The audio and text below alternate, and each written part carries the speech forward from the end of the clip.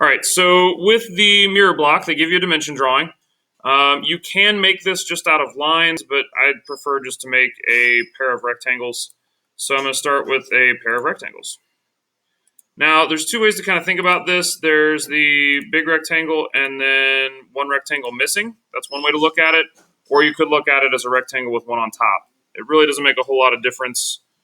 So we need dimensions. It's a 1/2 inch tall here. So hotkey for dimensioning is a 1/2. And I want the dimension from here to there. Then it's 3/4 of an inch over.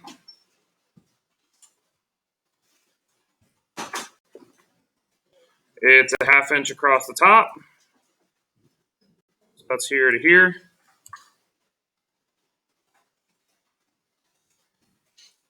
All right, looks like I may have created a problem for myself. All right, some of you have run into this. If you notice, you've got a black lines and blue lines. Blue lines can move. Black lines don't. And sometimes that can cause problems for you. And it's actually a good thing when they're locked down. See how these are now black? That means they're not going to go anywhere. The only thing left that can move is our height.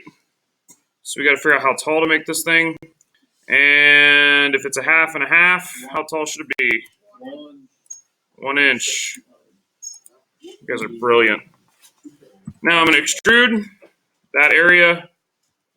And I got to figure out how far to go. 0.75 right there. So I want to go 0.75 with my extrusion. Now I've got the part made. Then it wants me to do a couple magical operations. If you notice, it just sort of makes the part, and then all of a sudden there's a hole and some fillets. The hole and the fillets aren't that important dimensionally, just so long as you put them on there. So I'm going to go back. I'm going to sketch on top of this and add a circle.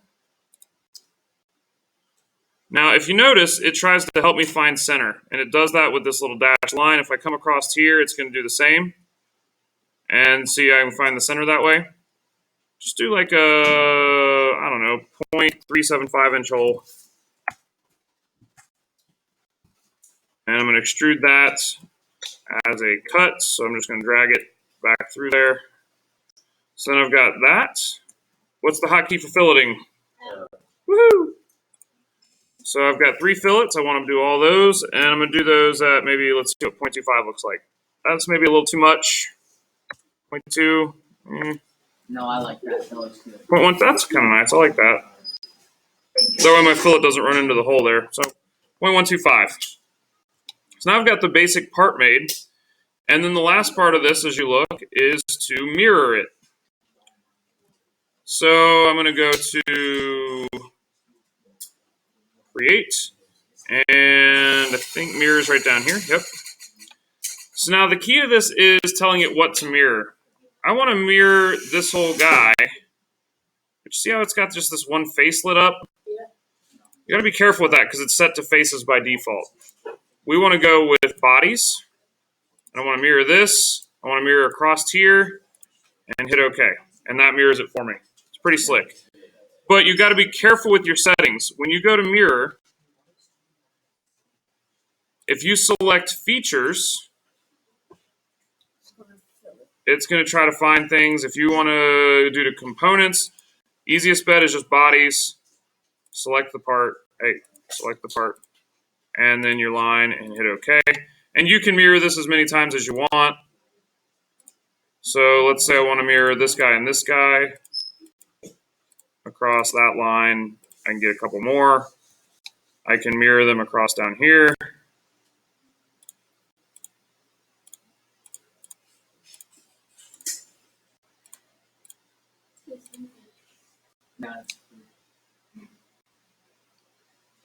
So it's kind of neat. Mirror's a nice little feature. This part should be really quick to make. It doesn't have any specific material. Just play with the mirror tool a bit and you're in business.